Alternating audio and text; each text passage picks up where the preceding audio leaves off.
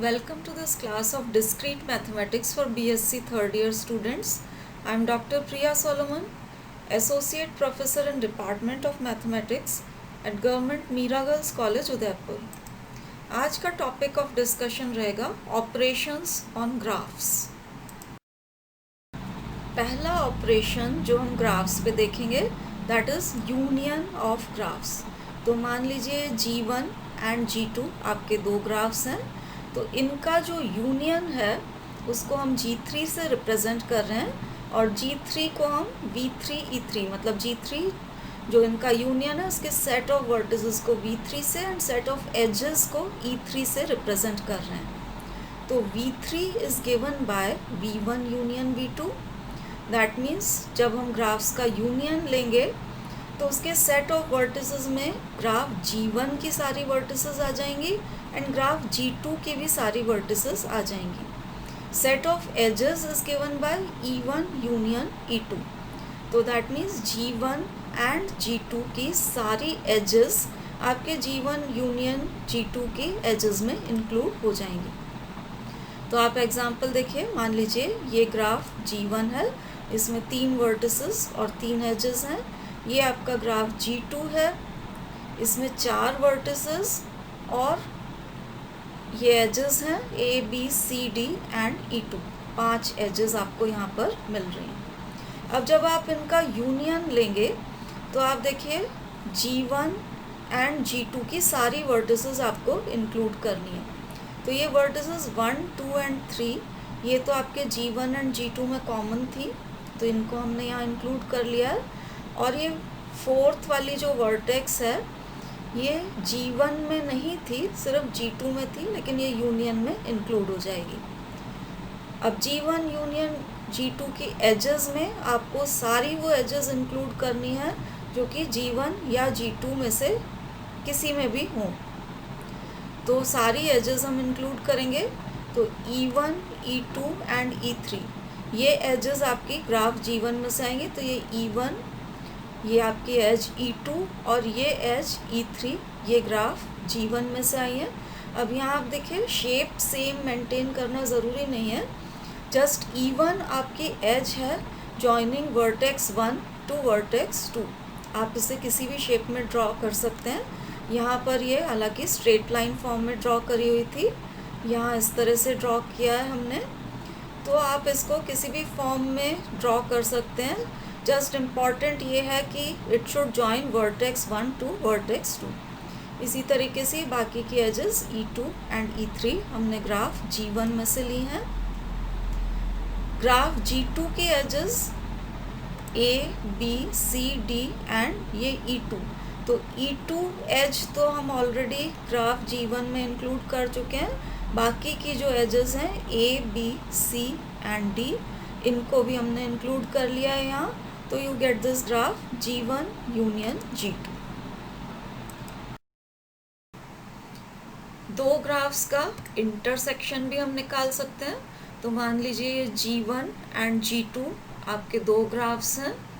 तो G1 intersection G2 जब आप लेंगे तो इसमें set of vertices will be given by V1 intersection V2. मतलब वो वर्टिसेस आपको लेनी है जो G1 में भी थी और G2 में भी प्रेजेंट है. Set of edges is given by E1 intersection E2. मतलब G1 इंटरसेक्शन G2 में वो वर्टिसेस शामिल की जाएंगी जो G1 एंड G2 दोनों ही ग्राफ्स में कॉमन थी. तो एज एन एग्जाम्पल हमने वही ग्राफ्स ले लिए जो पिछले एग्जाम्पल में थे, ये G1 एंड G2. अब यहाँ हम निकालेंगे इनका इंटरसेक्शन. तो पहले वर्टिसेस का सेट देखते हैं. कॉमन वर्टिसेस आप देखिए यहाँ पर कॉमन वर्टिसेस हैं ये 1, 2 एंड 3. ये वर्टिसेस आपके फर्स्ट ग्राफ में भी थी और सेकंड ग्राफ में भी थी. तो ये तीनों वर्टिसेस G1 इंटरसेक्शन G2 में भी इंक्लूड की जाएंगी. तो ये वर्टिसेस हमने ले लिए 1, 2 एंड 3. अब एजेस हमें वही लेनी है जो दोनों ग्राफ्स में प्रेजेंट है. तो दोनों ग्राफ्स में कॉमन एज सिर्फ एक ही थी, ये एज E2. ये G1 में भी थी और G2 में भी थी. तो इसको हम इंटरसेक्शन में इंक्लूड करेंगे. तो ये जो आपको मिला है, this is the graph G1 intersection G2 consisting of common vertices of G1 and G2 and common edges of E1 and E2.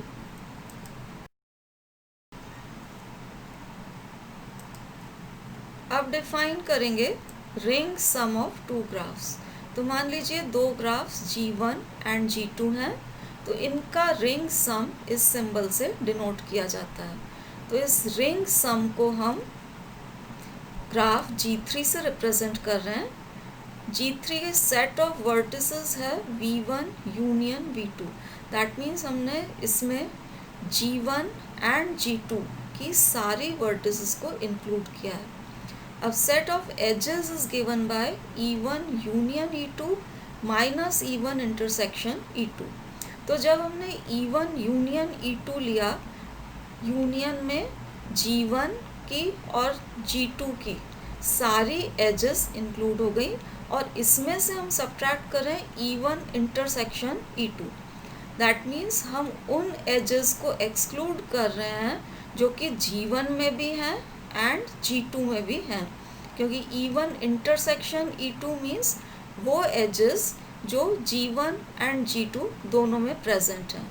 तो इसकी जो सेट ऑफ एजेस आपके पास आ रहा है, आपको वो एजेस लेनी है जो या तो G1 में हो या G2 में हो, लेकिन दोनों में नहीं हो। तो ring some is a graph with vertex set V1 union V2 and edges are either in G1 or G2 but not in both. Ring sum निकालने का एक एग्जांपल देखते हैं। तो ये दो ग्राफ्स हैं G1 एंड G2। रिंग सम के सेट ऑफ वर्टिसेस में हमको G1 एंड G2 की सारी वर्टिसेस लेनी है। तो ये हमने सारी वर्टिसेस ले ली हैं 1, 2, 3 एंड 4। सारी वर्टिसेस हमने रिंग सम के सेट ऑफ वर्टिसेस में इंक्लूड कर लिए। अब एजेस हमें वो लेनी है जो या तो G1 में हो या G2 में हो, लेकिन दोनों में नहीं हो। तो आप ऊपर के डायग्राम में देख सकते हैं कि ऐसी एज जो G1 और G2 दोनों में हो वो सिर्फ एक ही है, दैट इज़ E2। ये E2 G1 में भी है और E2 G2 में भी है। तो इसको हम एक्सक्लूड करेंगे और इसके अलावा जितनी भी एजेस हैं वो हम यहाँ पर इंक्लूड कर लेंगे। तो G1 ग्राफ में से अपने को एजेस मिल रही हैं E1 एंड E3। E2 को हमने एक्सक्लूड कर दिया है। और G2 ग्राफ में से हमें एजेस मिल रही हैं A, B, C and D। E2 को यहाँ से भी हमने एक्सक्लूड कर दिया है। तो ये जो आपके पास ग्राफ आया है, this is the ring sum of G1 and G2। अगला ऑपरेशन जो हम देखेंगे that is join of two graphs. तो अगर दो ग्राफ्स आपके पास हैं G1 एंड G2, तो इनके जॉइन को G1 प्लस G2 से डिनोट किया जाता है। अब जॉइन G1 प्लस G2 जो है, इसका वर्टेक्स सेट होगा V1 union V2।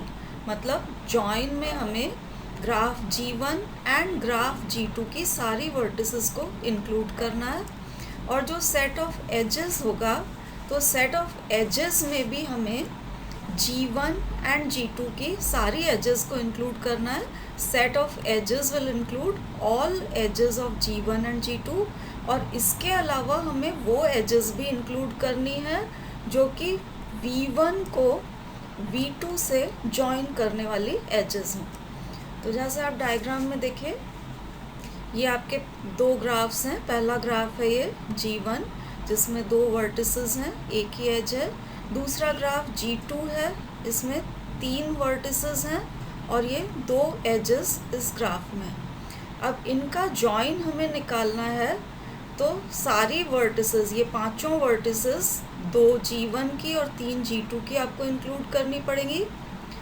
Edges G1 and G2 की, ये एजेस, तीनों एजेस तो आपको इंक्लूड करनी ही हैं। उसके अलावा G1 की वर्टिसेस को G2 की वर्टिसेस से ज्वाइन करने वाली जो एजेस हैं उन्हें भी इंक्लूड करना है। तो आप G1 की पहली वर्टेक्स लेंगे, इसको G2 की बाकी की वर्टिसेस से ज्वाइन करेंगे। तो इसको G2 की फर्स्ट वर्टेक्स से, सेकंड वर्टेक्स से एंड थर्ड वर्टेक्स से ज्वाइन करने वाली एज।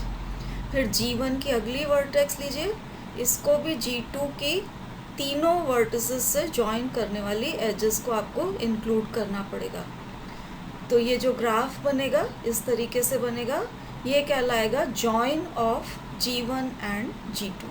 देखिए इसमें पांचों वर्टिसेस आ गई हैं, G1 एंड G2 की एजेस आ गई हैं, और वर्टिसेस को हमने V1 सेट की वर्टिसेस को V2 सेट की वर्टिसेस से ज्वाइन करने वाली सारी एजेस को इंक्लूड कर लिया है। So this is the join of G1 and G2।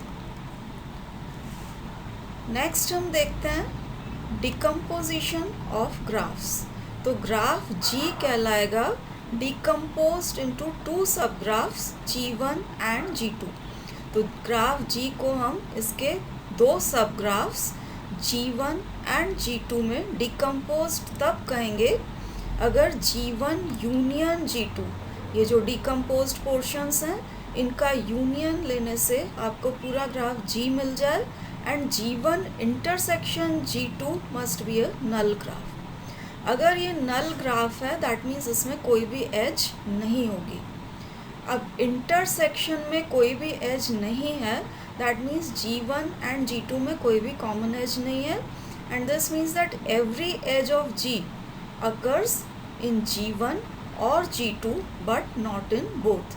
क्योंकि intersection is a null graph, उसमें कोई एज नहीं है, तो कोई भी एज आप लेते हैं या तो G1 में होगी या G2 में होगी, लेकिन नॉट इन बोथ, इंटरसेक्शन में कोई भी एज नहीं होगी।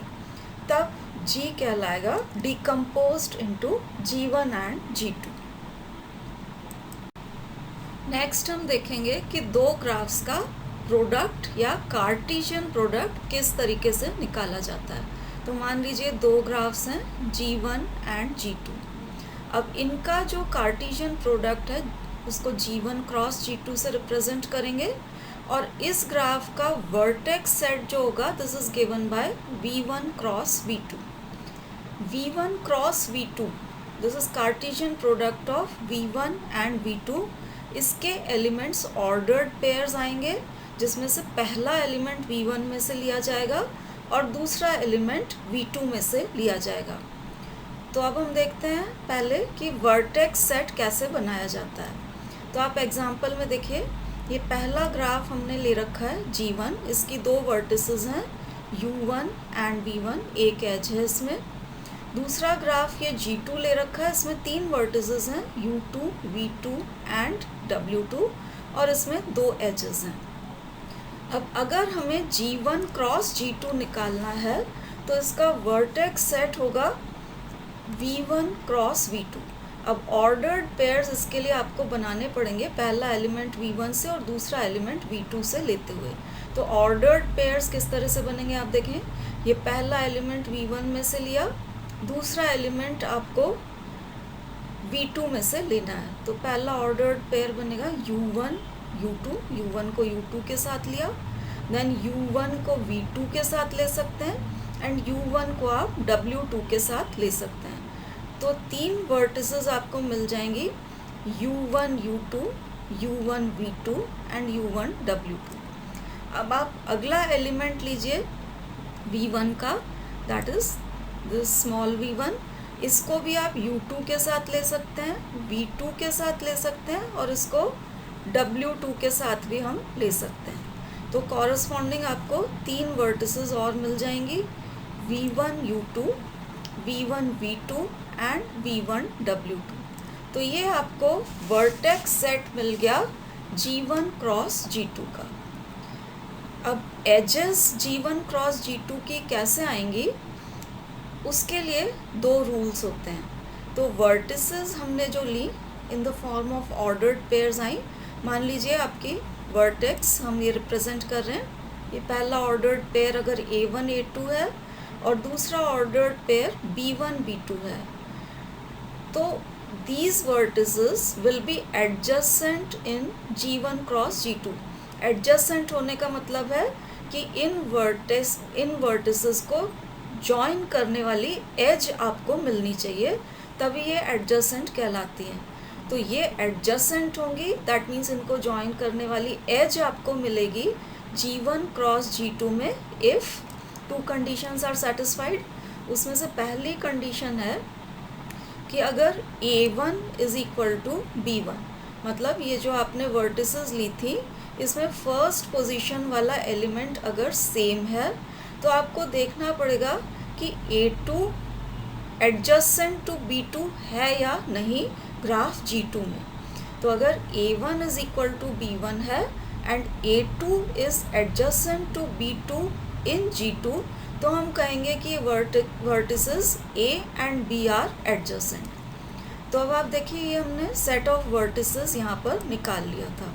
ये आपके पास वर्टिसेस आ गई थी, 6 वर्टिसेस आपको मिली थी Cartesian product G1 cross G2 की।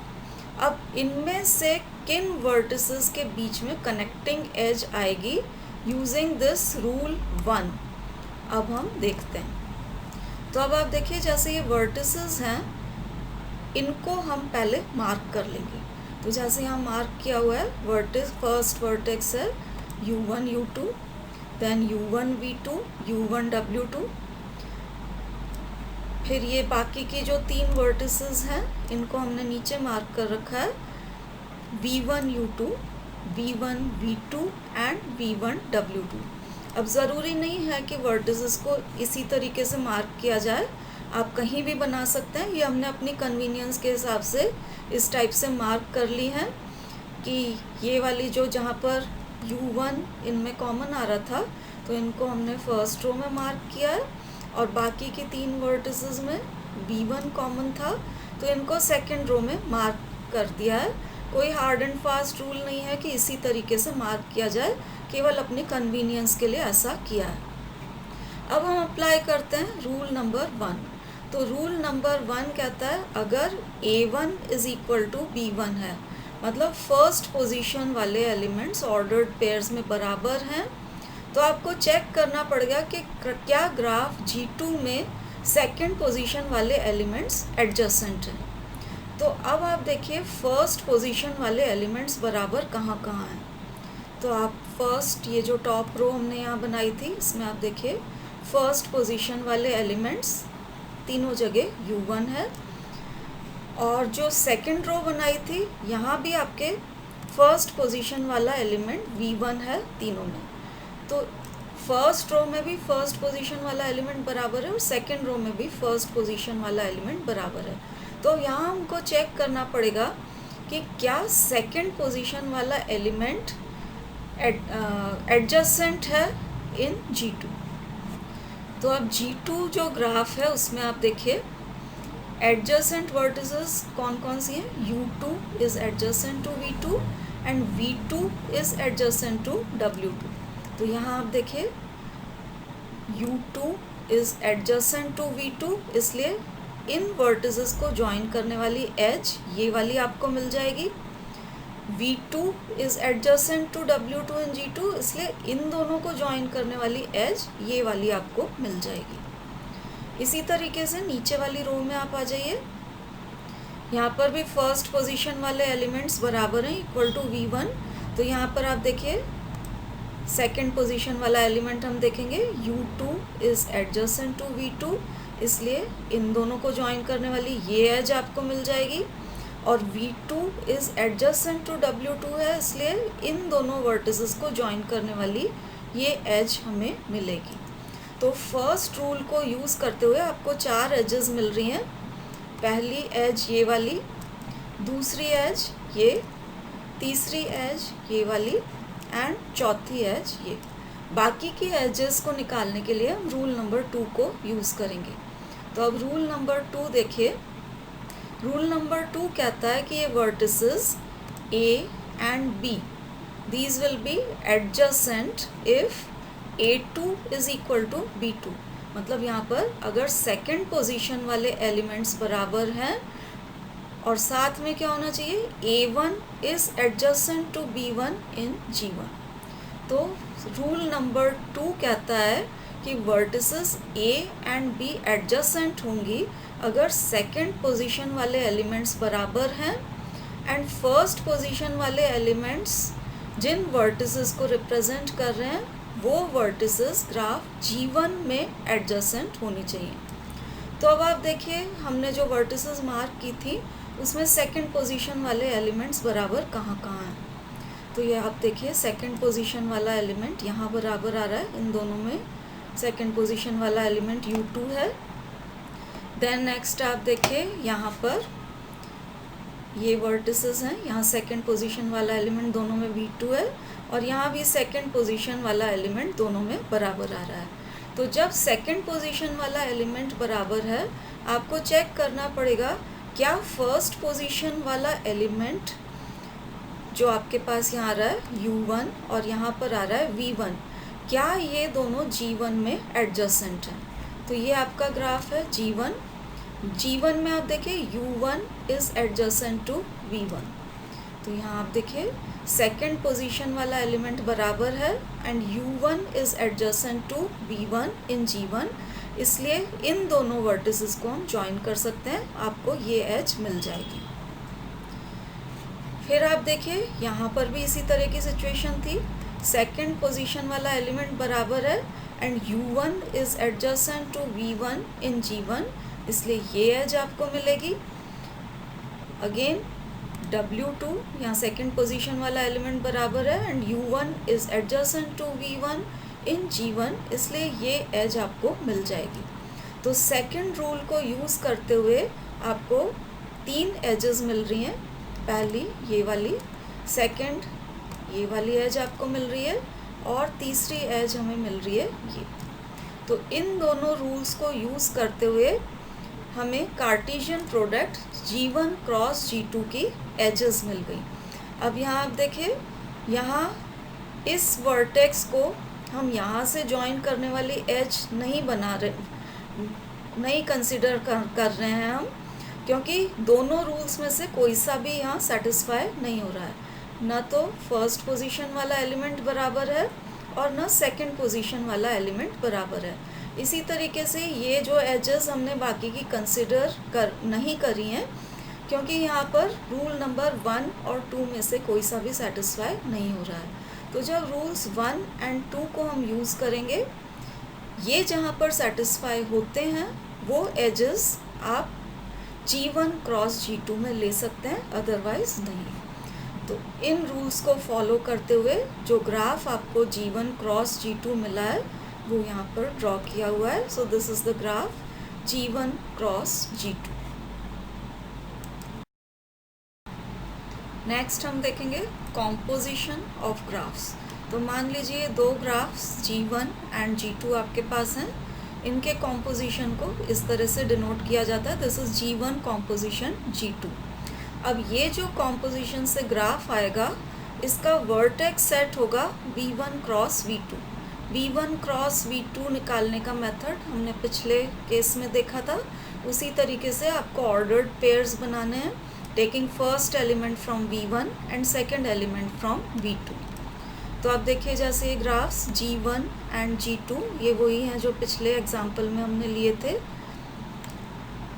इससे आप वर्टेक्स सेट बनाएंगे तो वर्टेक्स सेट आ जाएगा V1 क्रॉस V2। ये हमने ऑर्डर्ड पेयर्स बना रखे हैं, taking first element from V1 and second element from V2।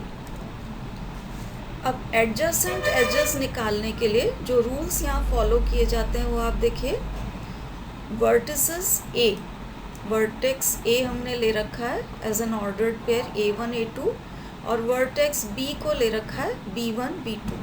ये होंगी adjacent in G1 composition G2 if, पहला रूल कहता है they will be adjacent if A1 is adjacent to B1 in G1। मतलब ये फर्स्ट पोजीशन वाला जो element है A1 एंड B1, अगर ये ग्राफ G1 में एडजेसेंट वर्टिसेस हैं तो उस केस में वर्टिसेस A एंड B आपके G1 कॉम्पोजिशन G2 में एडजेसेंट हो जाएंगी। अब इस रूल को हम अप्लाई करते हैं, डायग्राम में देखते हैं कि फर्स्ट रूल से आपको कौन कौन सी एजेस मिलेंगी। तो जैसा हमने पिछले केस में किया था उसी तरीके से ये फर्स्ट रो में हमने वर्टिसेस वो मार्क कर दिए जहाँ फर्स्ट पोजीशन पर U1 आ रहा था, और सेकंड रो में वो वर्टिसेस मार्क कर दिए जिनमें फर्स्ट पोजीशन पे V1 आ रहा था। अब पहला रूल कहता है कि अगर फर्स्ट पोजीशन वाला एलिमेंट यहाँ पर A1 is adjacent to B1 in G1, तो हम A एंड B को एडजेसेंट कहेंगे। तो अब आप देखिए ग्राफ G1 अगर हम देखें तो ग्राफ G1 में U1 is adjacent to B1। तो ये जो आपके पास 6 वर्टिसेस आई थी, इनमें जहाँ भी U1 and V1 first position पे आ रहे हैं वो वाली वर्टिसेस आपकी कॉम्पोजिशन में एडजेसेंट हो जाएंगी। तो अब आप देखिए फर्स्ट पोजीशन वाले एलिमेंट्स हम चेक करते हैं। तो U1 is adjacent to V1 in G1, इसलिए इन दोनों वर्टिसेस को आप ज्वाइन कर सकते हैं। Once again U1 is adjacent to V1, यहाँ भी फर्स्ट पोजीशन वाले एलिमेंट्स एडजेसेंट हैं, तो नेक्स्ट एज आपको ये मिल जाएगी। और U1 is adjacent to first position वाला एलिमेंट, यहाँ भी V1 है, तो तीसरी एज आपको ये मिल जाएगी। अब वंस अगेन आप देखिए अगली वर्टेक्स अगर हम लें ये वाली, तो U1 is adjacent to V1, ये एज आपको मिली।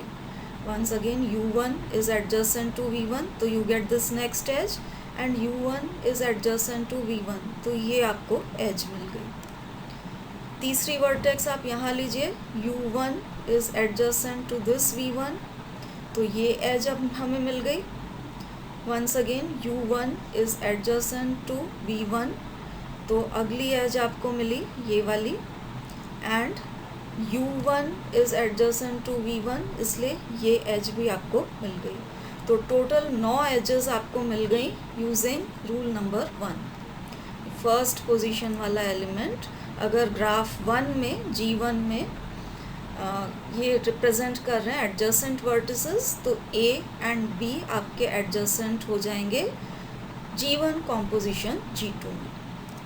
अब सेकंड रूल कहता है कि अगर A1 is equal to B1, मतलब फर्स्ट पोजीशन वाले एलिमेंट्स अगर बराबर हैं, and A2 is adjacent to B2 in G2, second position वाले एलिमेंट्स ये आपके जो वर्टिसेस हैं ये अगर G2 में एडजेसेंट है तो भी हम कहेंगे कि this A and B are adjacent vertices. तो अब हम सेकंड रूल को अप्लाई करके देखते हैं कि कौन कौन सी एजेस आपको मिलेंगी। तो सेकंड रूल के लिए हमें चाहिए कि फर्स्ट पोजीशन वाले एलिमेंट्स बराबर होने चाहिए। तो अब आप देखिए फर्स्ट पोजीशन वाले एलिमेंट्स कहाँ कहाँ बराबर हो रहे हैं, ये हम डायग्राम में देखते हैं। जो फर्स्ट रो है हमारी, इसमें फर्स्ट पोजीशन वाला एलिमेंट तीनों में U1 है। तो यहाँ पर फर्स्ट पोजीशन वाले एलिमेंट अगर बराबर हैं तो आपको चेक करना पड़ेगा कि क्या ग्राफ G2 में सेकंड पोजीशन वाले ये जो एलिमेंट्स हैं ये एडजेसेंट वर्टिसेस को रिप्रेजेंट कर रहे हैं। तो आप ग्राफ G2 में देखिए U2 is adjacent to V2 and V2 is adjacent to W2। तो क्योंकि U2 is adjacent to V2, ये एज आपको मिल जाएगी, and V2 is adjacent to W2, तो उससे ये वाली एज भी हमें मिलेगी। अब नीचे वाली रो में आ जाइए, यहाँ भी फर्स्ट पोजीशन वाले एलिमेंट्स तो यहाँ पर बराबर हैं, तीनों में V1 है। तो अब सेकंड पोजीशन वाला एलिमेंट देखते हैं, U2 is adjacent to V2 in G2, इसलिए ये एज आपको मिल जाएगी, and V2 is adjacent to W2, इसलिए ये एज आपको मिल जाएगी। तो टोटल 4 एजेस आपको मिली हैं रूल नंबर 2 को यूज़ करने से। पहली ये वाली, दूसरी ये, तीसरी एज जो आपको रूल 2 से मिली है that is this edge, and ये चौथी एज हमें मिली है रूल नंबर 2 से। तो टोटल 9 एजेस आपको रूल 1 से मिल रही हैं, 4 एजेस रूल 2 से मिल रही हैं। इन सारी एजेस को आप इंक्लूड कर दीजिए with the set of vertices, तो you get the graph G1 composition G2। जैसे हमने पिछले केस में G1 कॉम्पोजिशन G2 निकाला था, उन्हीं रूल्स को फॉलो करते हुए आप ग्राफ G2 कॉम्पोजिशन G1 भी निकाल सकते हैं। बस यहाँ पर डिफरेंस क्या होगा, क्योंकि हम G2 कॉम्पोजिशन G1 ले रहे हैं, जो वर्टेक्स सेट हो जाएगा that will be the set V2 cross V1। That means ordered pairs में पहला एलिमेंट V2 में से लिया जाएगा और दूसरा एलिमेंट V1 में से लिया जाएगा। तो अब आप देखिए ऑर्डर्ड पेयर्स किस तरह से मिलेंगे। पहला एलिमेंट हमें V2 में से लेना है, तो ऑर्डर्ड पेयर्स इस तरह से बनेंगे। पहला एलिमेंट ये लिया, U2 को आप U1 के साथ ले सकते हैं, U2 को V1 के साथ भी ले सकते हैं। तो दो वर्टिसेस आ गई, U2 U1, U2 V1। Then यहाँ से आप एलिमेंट लीजिए V2 को U1 एंड V1 दोनों के साथ ले सकते हैं। तो ये अगली दो वर्टिसेस आपको मिल गई, V2 U1 and V2 V1। फिर यहाँ से अगला एलिमेंट लीजिए W2 को भी आप U1 एंड V1 दोनों के साथ ले सकते हैं। तो ये रिमेनिंग 2 वर्टिसेस आपको मिल जाएंगी। तो ये सेट ऑफ वर्टिसेस आपको मिल गया V2 क्रॉस V1। अब रूल नंबर 1 एंड 2 जैसे हमने पिछले केस में अप्लाई किए थे, एग्जैक्टली उसी तरीके से आप इन रूल्स को अप्लाई करेंगे तो आपको ये ग्राफ मिल जाएगा G2 कॉम्पोजिशन G1। इसको आप ड्रॉ करके देखिए, ये ग्राफ इस फॉर्म में हमें मिल जाएगा। रूल्स नंबर 1 एंड 2 को अप्लाई करने से इसकी डिफरेंट एजेस आ जाएंगे। अब हम डिफाइन करेंगे कॉम्प्लीमेंट्री ग्राफ। तो अगर गिवन ग्राफ आपका G is equal to VE है, तो इसका complement will be a simple graph जिसमें set of vertices will be the same as the set of vertices in the graph G। That means graph G और उसके complement में set of vertices तो same रहेगा। अब two vertices are adjacent in the complement if they are not adjacent in G। That means complement में दो vertices adjacent होंगी, उनके बीच में join करने वाली edge होगी।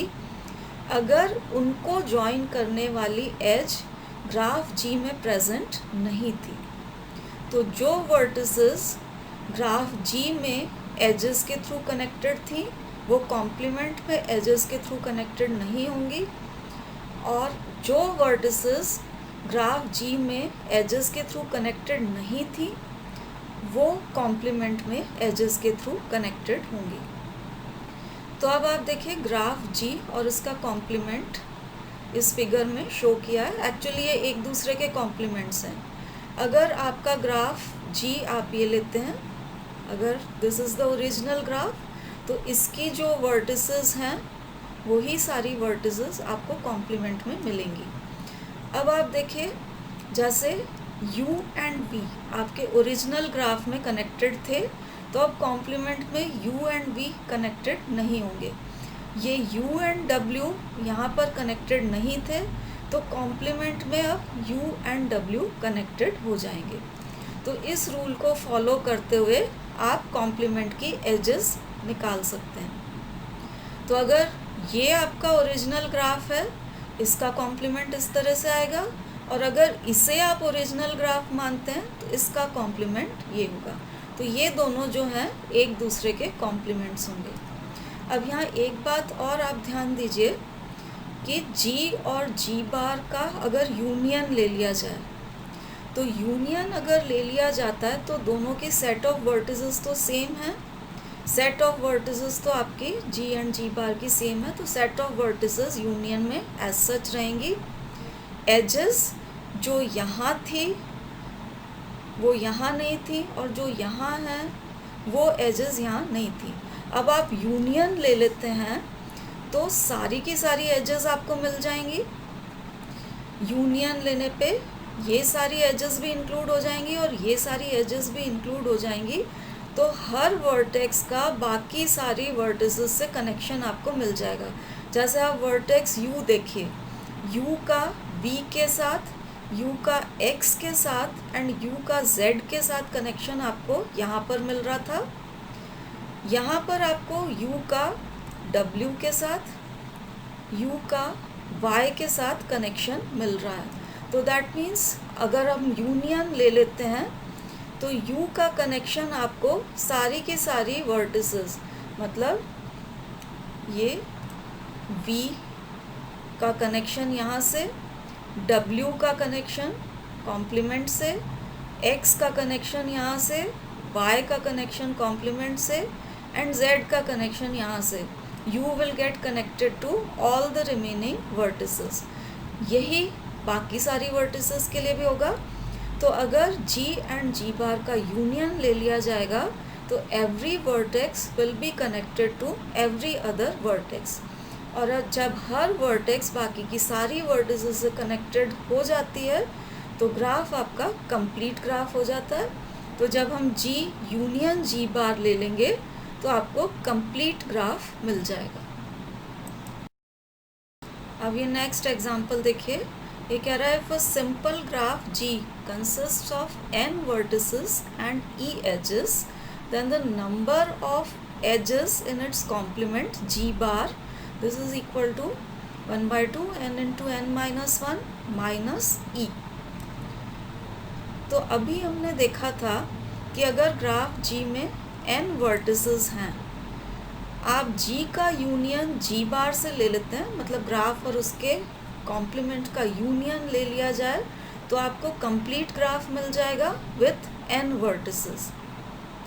अब कंप्लीट ग्राफ में हर वर्टेक्स जॉइंट होती है टू एवरी अदर वर्टेक्स। साथ में G एंड G बार जो होते हैं, G एंड G इसका कॉम्प्लीमेंट लिया है G बार, जो एज G में होती है वो G बार में नहीं होती है और जो एज G बार में होती है वो G में नहीं होती है। तो these two have no common edges। अब number of edges in G हमें दिया हुआ है कि G में E एजेस हैं। Number of edges in G bar को अगर हम E बार ले लें तो number of edges in G plus number of edges in G bar करेंगे तो आपको ये जो कंप्लीट ग्राफ Kn मिल रहा है इसकी टोटल नंबर ऑफ एजेस मिल जाएंगी। And number of edges in a complete graph is given by this formula. ये फार्मूला हमने लास्ट लेक्चर में डिराइव किया था। आप यहाँ पर जस्ट इसका रिकैप देख सकते हैं कि कैसे आया था, क्योंकि कंप्लीट ग्राफ अगर हम लेते हैं with n vertices, her vertex बाकी की सारी वर्टिसेस से कनेक्टेड होती है, तो फर्स्ट वर्टेक्स n-1 वर्टिसेस बाकी की n-1 वर्टिसेस से कनेक्टेड होगी थ्रू n-1 एजेस। इसी तरीके से सेकंड वर्टेक्स लेंगे तो बाकी की बची हुई n-2 वर्टिसेस से कनेक्टेड होगी by n-2 edges and so on. इस तरीके से आप कंटिन्यू करते रहिए।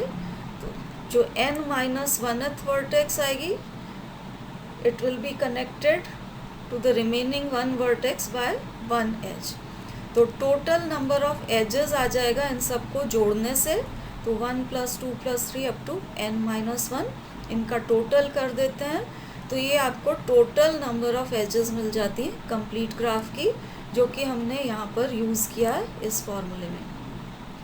तो number of edges in G plus number of edges in the complement जोड़ देते हैं, तो क्योंकि इनके यूनियन से कंप्लीट ग्राफ मिल रहा है, you get the total number of edges in the complete graph. इससे आप E बार कैलकुलेट कर लीजिए तो आपको total number of edges in G bar मिल जाएगा, that is 1/2 n into n-1। इसमें से इस E को सब्ट्रैक्ट कर दिया हुआ है, तो you get this E bar is equal to this. And this ends our discussion on various types of operations on graphs. Thank you for watching.